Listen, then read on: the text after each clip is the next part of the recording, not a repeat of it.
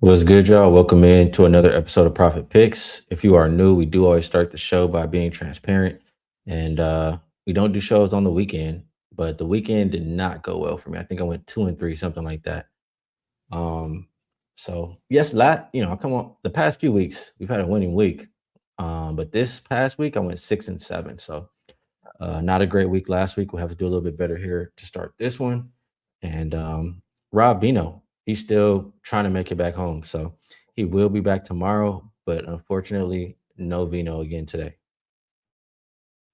And one more thing, I am not feeling the best. So you might see me mute a couple times just because I gotta cough or clear my throat or whatever. So my apologies, but I'll do my best to get through the show. Appreciate you guys in the chat. Glenn Walker says best show in the game. Prolific in the building.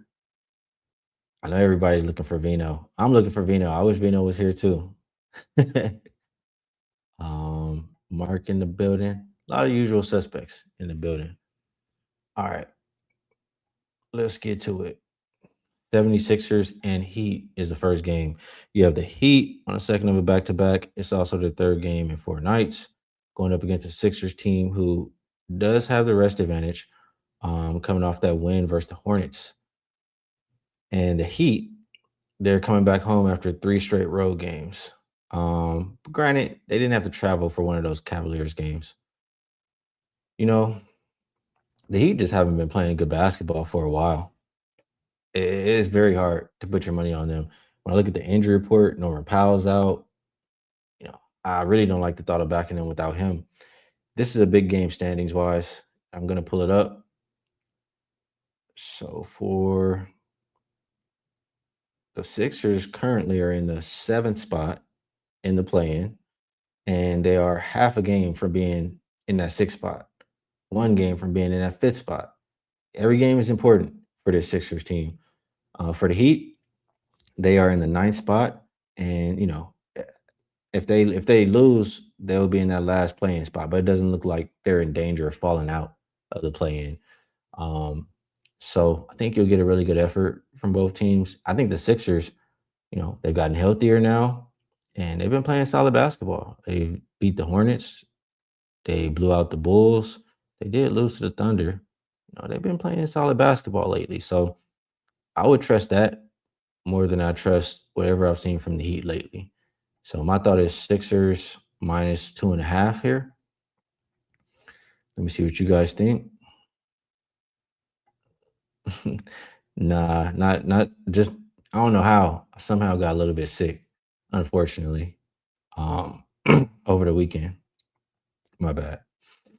All right, Jamrock kicks like Sixers. Casey says no power. They're relying on the defenders to score. It could be an under game. Could be an under game there, but I would just prefer Sixers. All right. Next game up. Celtics and Hawks. And this one opened as minus 1.5 for Atlanta. Still looks like, or I'm sorry, it looks like 2 out there right now. Total open 220, and it's as high as 223.5. For the injury report, Harper is questionable, White is probable, Kata is doubtful, Tatum is out, Vucevic is out. For Atlanta, Jock Landale is questionable. These teams did just play not long ago, but the Celtics played yesterday, so a little bit of a rest advantage for the Hawks. Both teams are playing their third game in 4 nights, and the Hawks. I mean, how many games have they won? They did lose that game to the Celtics, right? Um, but how many games did they win in a row? Like they were on a crazy streak, or at least a crazy winning streak. And I know at home, maybe it's a win streak at home. I think they've won like 11 games in a row at home. They've been playing good basketball really ever since they made, those trades. They started clicking. Um, Shorthanded Celtics team here. Standings wise, let's glance at this once again. Yeah, the Celtics in the number 2 spot, 2.5 games ahead of the Knicks, 4 games behind the Pistons. You have a Hawks team who, I mean, I just mentioned that Sixers right out of the play-in, the Hawks in that 6th spot now, half a game ahead of the Sixers, half a game behind the Raptors. Hawks playing really good basketball. Probably, I'd argue, it's a more important game for them than the Celtics. And the Hawks are at home. I think for those reasons, you have to look towards Atlanta here in this game. Let's take a look at the chat. Brian says, "Is Brown playing? Celtics under 222." Yeah, Jalen Brown is in. Jalen Brown is in. I like that stat from Glenn on the Sixers as road favorites. Like that. Prolific likes the Celtics. Appreciate you, Skrilla. Glenn says Celtics with rest disadvantage 16-4 to the under. Wow. And I could see it being a more defensive game just because, it is important for both of these teams. That's a good stat right there. Appreciate you sharing that. Mark says he likes Atlanta. LJ says Hawks 13 of their last 17 games have been versus below 500 teams. Hawks schedule about to get tough. Yeah, I did a lot of saying, talking about that schedule. Definitely did. They've continued to win a lot of these games. I agree. I think that when the schedule toughens up, it could be time to fade. Is that right now? We shall see. I mean, it is a pretty banged up Celtics squad as well.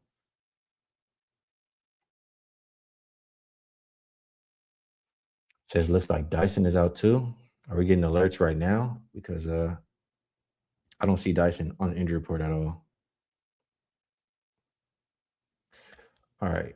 Maybe I should just refresh just to be safe. Nope, don't see Dyson. All right. Next game, Suns and Grizzlies. Man, I don't know if I'm gonna make it today, man. I'm feeling good. I'm not gonna lie. I'm trying though. I just Yeah, I'll keep this one short. Ty Jerome is not in the lineup. You got a lot of guys questionable or out or doubtful, whatever, for this Grizzlies team. If Ty Jerome is not playing, I have very little interest in backing that team. So for those reasons, I would only look towards the Suns. Suns also in that seventh spot in the West. They're 4 games behind the Rockets, 2.5 games ahead of the Clippers. I mean, you do have to win by a big margin here, but it just the fact that I don't trust the Grizzlies without their point guard. Bulls and Spurs. This one opened up -18. Hasn't really moved too much. Total open 240.5, and that has moved. It's up as high as 244.5. Looking at the injury report, I don't see anybody on there for the Spurs. Nick Richards and Yabusele are both questionable for the Bulls. And let's pull this up a little bit more here. So it is the third game in four, fourth and sixth for this Bulls team. I believe they've all been on the road. Um, these teams, last time they played, I want to say, yeah, 121 to 117, the Spurs won, but they had to come back, I feel like. Um, and probably won't, for one, they're playing better now, and probably just won't take them lightly in this matchup. Spurs has been blowing everybody out lately. I would only look towards the Spurs. As far as the total is concerned, I mean, I can see why it's going up. I mean, maybe you just play Spurs team total. Looking at what the Bulls have been giving up, 125, 131, 157, 124. What is the Spurs team total here tonight? Spurs team total is, it's 130.5, 131 even. So it is pretty high. Spurs been playing good defense too.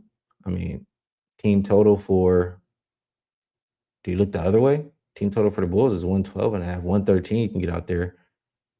Spurs have given up 113 once in their last 6 games. I don't know, a lot of different ways to look at this one. Let's see how the chat is looking at it. Mike R thinks Spurs team total over.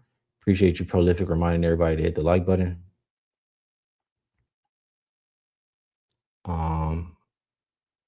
Let's see. Dropping dimes likes the Spurs first half. -10.5. I thought about that as well.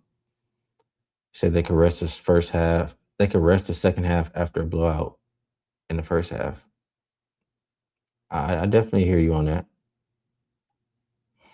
I feel you on that. All right, I'm gonna keep going here. T-Wolves and Mavs. Let's get back. Opened up -3. I'm seeing for the T-Wolves as high as 7.5 out there. Total open 232.5, and it looks like 236.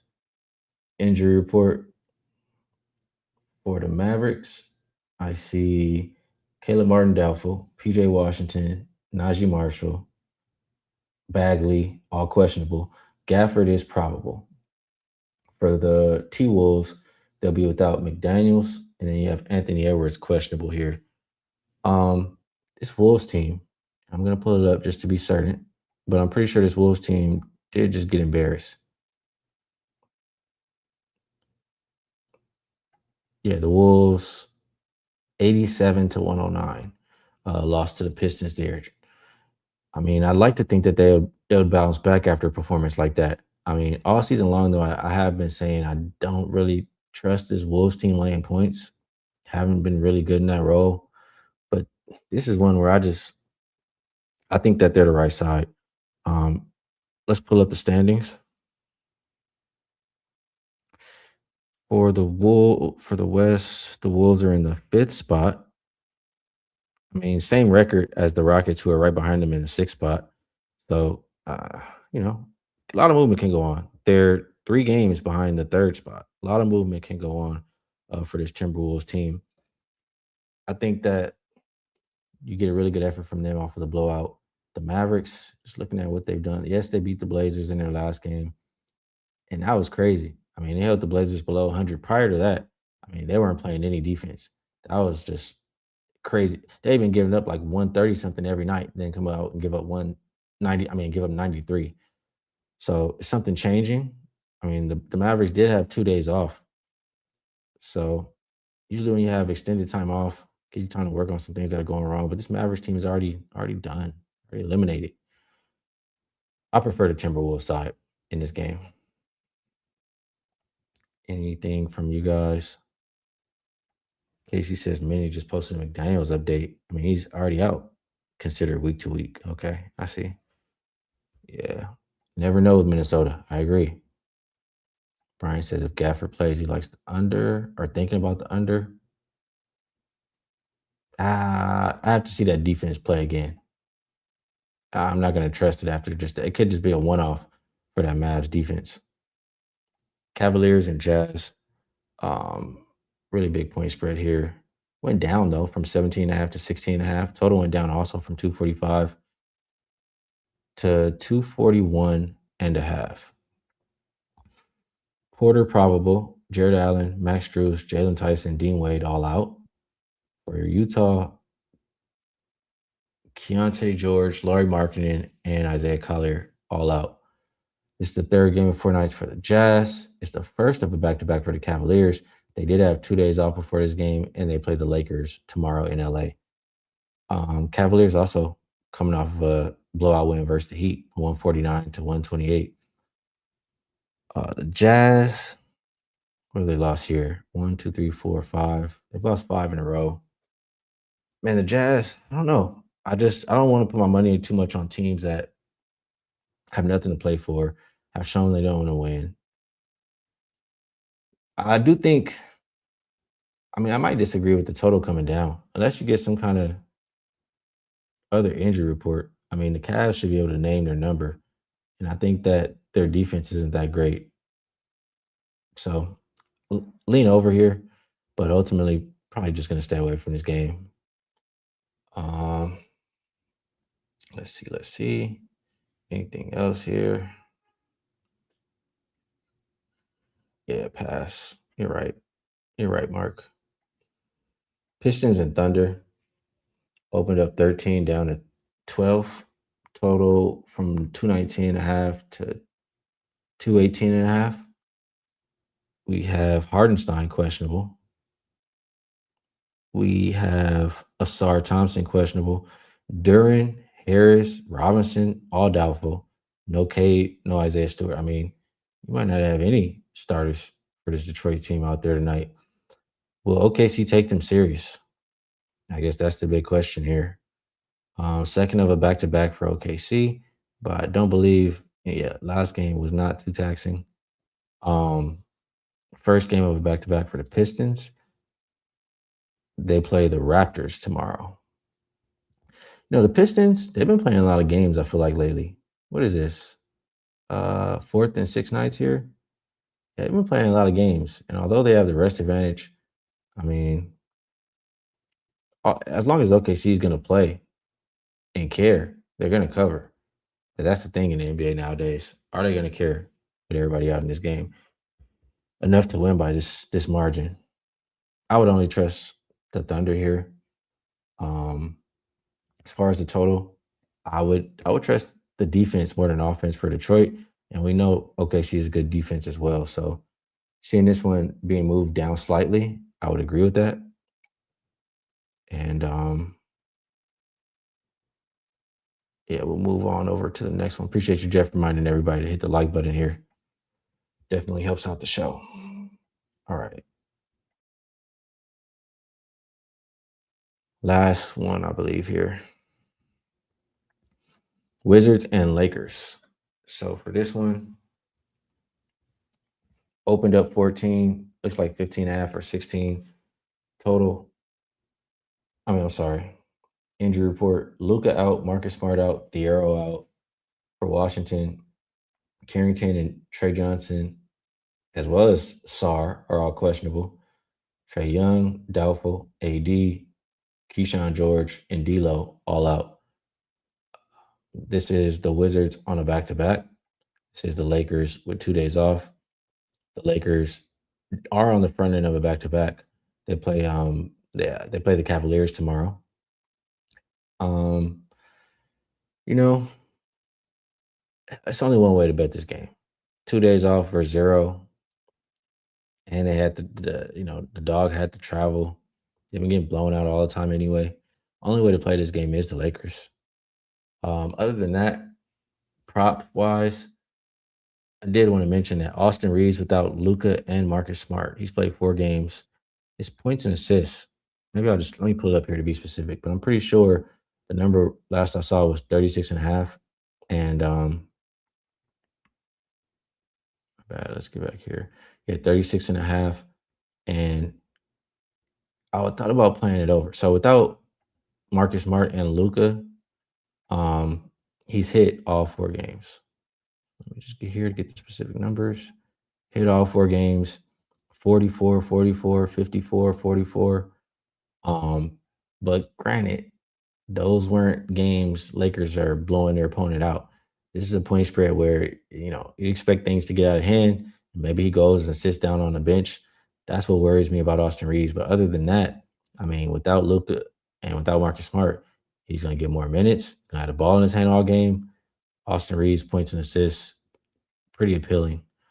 And the next thought, for the same reason of, what's maybe holding me up a little bit on that, if it gets out of hand, the bench guys going to get in. Guys like maybe Bronny are going to get in. And like if Lakers are about 20, Bronny's going to be playing some just probably like double-digit minutes. And you have an opportunity to score. I mean, I know G League and NBA are different, but he just had a crazy hot game in the G League. And we've seen times where Lakers are blowing teams out and they put him in and he can score a little bit. His point prop was only 6.5 or 5.5. I would look at that too. All right. That is the NBA slate for today. And yeah, man, that was tough, but I got through it. All right, a little bit of promo stuff. The buy 3, get 3 free, 6 days for just $69. Yeah, if you like to be involved, that's just a really good way to do it. If you maybe you've already done a little bit of that, or you would like longer term, you do the all in for the year, ultimate all access pass comes out to under $4 per day. And if you were to, for example, purchase Rob Veno all access for a year, you will receive a 25% bonus coupon. You can come check out something that I have over here as well. If you say, nah, I'd rather just rock with Rob Veno and Skee um, together. You can do double the NBA court vision, 3 days for $59. So a lot of different ways to get involved. Today, unfortunately, I cannot leave a best bet for the show. I will maybe make bets later throughout the day, but as of right now, I've only made one, and it is my 5% play. So if you're interested, if you like to be involved, you find it over at WagerTalk. And my top plays are 21 and 8. That's the run that they're on. So been doing pretty well. We'll see if we can keep it going here tonight. Appreciate all y'all for rocking with me. We will have Rob Veno back tomorrow. I'm gonna go try to get a little better, drink some tea and stuff. And yeah, best of luck on everything. I'll catch y'all later.